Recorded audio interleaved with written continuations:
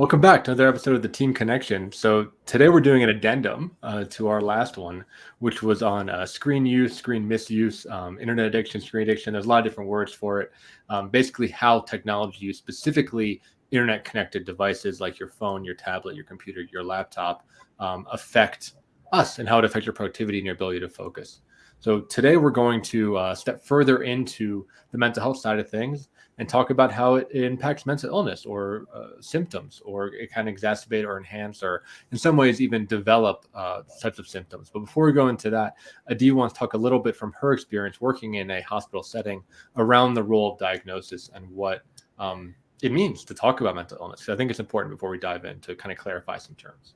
Yeah, I think it's really important for me to say this just because as somebody who has authority, like I'm a doctor, I'm a psychology doctor. I think diagnosis can be a really problematic thing and a really helpful thing depending on who gives it, who gets it, what's the attitude toward it, and how does your social and professional milieu react to it. Because for me personally, it's very hard for me to work with diagnosis. They're too obscure. I look at the individual and their experience. I often find that if you look at someone's history and the things that have happened to them, that explains why they feel a certain way, why something is really difficult for them, why they have faulty or ineffective coping mechanisms that we might call symptoms. And then if you have a cluster of those symptoms, you might meet a diagnosis. There's also the necessity for us when we want to give services under insurance, we got to give someone a diagnosis. For some people, getting a diagnosis is extremely helpful. It makes them feel like suddenly someone understands me. There's a name to what I'm experiencing. It's also kind of like paving a road to a treatment, to something that might be helpful. For others, the diagnosis can be extremely stigmatizing, awful, put them in a box. It a lot of time has to do with what does the medical profession does with the diagnosis. And this has a lot of history into politics, into economics, racism, gender issues. Not all of us are created equal in the world of mental health. And I want to put it out there because when Mark and I were doing the research for this, once you touch this, once you start reading a little bit of a more academic peer-reviewed articles about this topic, you will see that a lot of people are looking at the connection between excessive use of screens, be that what they call mobile phone addiction or excessive gaming online, or there's all sort of names for it because we're not there yet. There isn't a diagnosis for this in the DSM. It's kind of like in those additional things. It's a preliminary thing that requires more research. So that and particular diagnosis that we already have in the DSM and other ways of categorizing illnesses.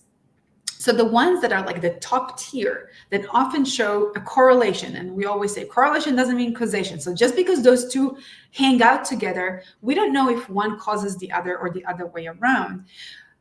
And the four top ones are depression, anxiety, OCD, and ADHD that often show a correlation with excessive use of screens, with a lot of internet use, a lot of phone use, and excessive online game use. And when we say excessive, what we mean is the amount of time, money, and attention spent on that is creating a real problem for the individual. Like somebody who is, their relationships are damaged. They don't work to their capacity, to how they want to work. Maybe they get in trouble. They neglect themselves. They don't take care of themselves in terms of physical health, in terms of eating, sleeping. It affects their patterns of engagement with other aspects of life. And we're seeing a real deficits in how they act within their responsibilities, their hobbies, their preferences, who they want to be. So when we see something like that, what is the connection with those known mental illnesses, so to speak? And I think the important thing for us is that now I'm going to move into kind of like the content for today.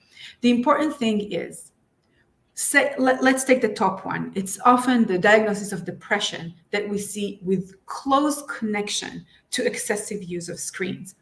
When I say depression, when somebody comes to me and says, I want treatment because I have depression, What I usually see is an individual who is more isolated, have lost contact with their joy, maybe have less sense of emotions aside from sadness, numbness, lethargy. There's a lot of hopelessness and helplessness when somebody says that they're diagnosed with depression. There might be sleep disturbance, lack of motivation, difficulty initiating and completing tasks. All of that can be part of what we call depression. So it stands to reason that that might be very hard to tolerate. And if the screen brings some relief, you might engage with it more. Or if you are over engaging with the screens, you might be more isolated. You might not do things that caused you joy, that brought you joy in the past. It might create a sleep disturbance if it's hard to stop. So I don't know which created what. It's important to look at it. When we think of anxiety, this sense of dread or like negative sense of anticipation of something that's coming up, that's often what we think about when we think of anxiety. It has a physical manifestation for a lot of people. It has a lot of thoughts that come up that are hard to tolerate, predicting an unpleasant or scary future. So when somebody has those tendencies, they worry a lot, they feel heightened physical experience, maybe sweating, maybe heartbeat, maybe hard to breathe when they are approaching something new. So what we see a lot of time in anxiety is avoiding, trying not to engage, trying to pull away. And so what does the internet use, the screens, the phones, the gaming does for you in those situations? Does it protect you? Is it a way to avoid? Or because you have been so engaged in something that's protected, the risk is limited, it's familiar, it's known, the risk and benefits are really, they're not even tangible a lot of the time.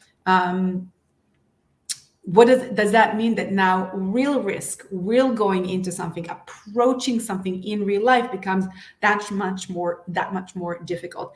And I think ADHD is almost self-explanatory from like the common knowledge of what that is and how that might work. I won't go to OCD right now because I want to ask the question to you, Mark. What does that bring up for you, and what might come up when you work with people on these issues? Yeah, for sure. So we were talking before. So I certainly had a video game addiction. I played a ton of a game called World of Warcraft, which is very popular at the time. I played it in high school and college. And just what you're saying of it being a protective space. I'm not going too much into my own story. There were reasons why I wanted a protective space. There's reasons why I wanted to create an insulating bubble around myself. I don't think I had a, chemical imbalance or any type of, I guess let me say it this way. I think the thing with diagnosis of what doesn't work for me is that it doesn't often have a cause, right? It's like, here's a thing that is happening to you, but it's hard to track the causes. And doing what you said, which is the way I work, of really understanding the person, you can start to link together. Oh, okay, we call this depression, but really it's childhood trauma, or it's, over coping from whatever your position in your family was, or whatever it is, right? So for me, I insulated myself a lot with video games, fantasy novels, anything that was really complicated and engrossing. I would just throw my mind into and use that as a way to dissociate. So at the height, I was playing this game, if you don't know about WoW, and when I was playing at various early days, the high level things were called raids, and it would take 40 people, right, to do a dungeon together, right, to run a mission together. And that's a lot of coordination, right, to get 40 people on the computer. And these things can be between 2, 6, sometimes even 8 hours long of like all playing the game together. And I would schedule my life around it. I would cancel friends in order to make these raids happen. I would not date anybody, right? While I was raiding, I would not eat well. I would not sleep well. I'd be up in the middle of the night because you're dealing with a bunch of time zones, or sometimes it goes longer. Like, it became my top priority in my life. And where I had extremely low self-esteem as a kid. So feeling like I was good at raiding, that's what you're saying, simulated self-esteem. It actually gave me something that I didn't have in my normal life. Our normal life, I had a speech impediment. I was stuttered a lot. Was overweight. I had no game with girls. I was like not happy in my life. But when I was logged on to World of Warcraft and I was a warlock, I felt awesome, right? I felt like I had a place. People respected me. I could be this other character. I had all the good gear. My guy looked cool as shit, right? Like I had the status that I was craving and didn't have as a kid. I think where it becomes problematic, right? Because look, meeting needs is great. Like, go out there and meet your needs. What becomes problematic, specifically with video games, is that stuff isn't real, right? And to be at that high level, I had to throw a lot of my mental power into that. So basically, I was becoming more unrelatable in my normal life because all I want to talk about was World of Warcraft, right? I had this really niche knowledge about something that nobody cared about. So I was getting more disconnected in my real life while I was getting more connected in the game. And there was a shift that was happening where I was getting pulled into that world, and my other life was kind of atrophying at the same time. And that was very scary for me. It wasn't until, drug addiction and all this other stuff later down the line that I got treatment that I finally broke myself from that. But I can really relate to what you're saying of it kind of simulating rewards and simulating belonging and simulating connection, because it does. And those are real people on the other side of the screen for sure. But it really doesn't compare to actually, having friends, right? Or actually feeling healthy or being fit or, engaging in community or having a career or profession or passion, whatever, right? It's close, but it doesn't have that key ingredient. And I think it gets a lot of people stuck. I think I really appreciate you sharing that and giving it kind of a personal content. And I'm thinking of myself on times where I am really engaged with, for me, it's my phone or social media. It has to do with something that I am avoiding in my life. Something that's uncomfortable, challenging. I don't really know how to do certain things. And it makes me feel connected in a way that is fake and unreal and doesn't contribute to my long-term goals. I think it goes with, again, when we say mental illness, a lot of things that I see as symptoms that people come with are defenses and ways of coping that went out of control and became really rigid or singular, rather than being just one thing that I do to kind of make things a little better for me. And I love your description of saying something worked for me, something made life that was really difficult, and being a teenager, and especially a teenager with any kind of issue, and what teenager doesn't have issues, it's just not a great time. I didn't have a blast. It's not great for a lot of us. So making it a little better is wonderful. Finding something I'm good at, something that makes me feel a little bit better, help me go through a difficult passage. That's not a negative thing. It's when it goes out of control. And we're seeing that in our line of work all the time. And that's part of why it's so hard to change, because it works. It gives us a sense of satisfaction. So I think what we wanted to say here, kind of like to end today's session, is, when is this a problem? Because we're talking right now about the connection between a particular behavior that, in organizational psychology, in executive functioning, we're talking about this because it's often in the way of going where the people who watch these videos want to go. And this added component of mental health. So when are we going to seek mental health help? What might let us know that this isn't just like procrastination and how can I get over it, but maybe there's a bigger problem and it might be important for me to seek some help? Yeah, I think that's really critical. I think when it starts to, that's what you're saying, impinge on other goals that you have, right? When your priority becomes using a screen, right? When you wake up and you have these moments of noticing that you're not connected to people in real life, right? That maybe your physical health is not where you want it to be. You're not progressing in your career, right? Things that are, typically bring, I'd say most people, joy and happiness, you're avoiding and pushing away, I think is big. I think there's also there's a mindfulness component that I noticed, that if I use screens for a long time, afterwards I feel lethargic. I feel sometimes nauseous. I feel like burnt out and dissociated. If that is happening to you on a daily basis, you should probably talk to somebody. That is not a great mental state to be in, especially if it carries over. If you're experiencing essentially a hangover from a lot of screen use, right, where you don't want to move things, do things during the day, right? We're not talking about all just work. I'm talking about like going out, making a friend, right? Exercising. If you notice that your days just get burned away and it feels out of control, right? That's a big part. It feels compulsive, feels out of control. You have a plan for the day and then you wake up and then you're just on your phone the whole day and it's nighttime. You're like, whoa, what the hell happened? These are pretty big signs. I would always recommend pretty much for anyone. There's a great website out there, psychologytoday.com. It's like the directory for psychotherapists, many of them private practice. And their term for this is internet addiction. So if you search internet addiction or video game addiction, you can see people that specialize in this. But I would recommend talking to multiple people. I mean, we'll probably do a whole episode on how to pick a therapist, but talk to multiple people because many offer free consultations, right? So you can just talk to somebody that costs you nothing, costs you just maybe 30 minutes to an hour of your time, tell them what's going on, and they can let you know, one, if they can help you, two, if you even need help, and three, if not, they can give you someone that can. So it can always help to talk to somebody who's a professional and see like, okay, is this something that I really need to get a handle on, or is this normal for me? Yeah. I think really assessing how is this affecting my life, and maybe having a little bit of a tracking.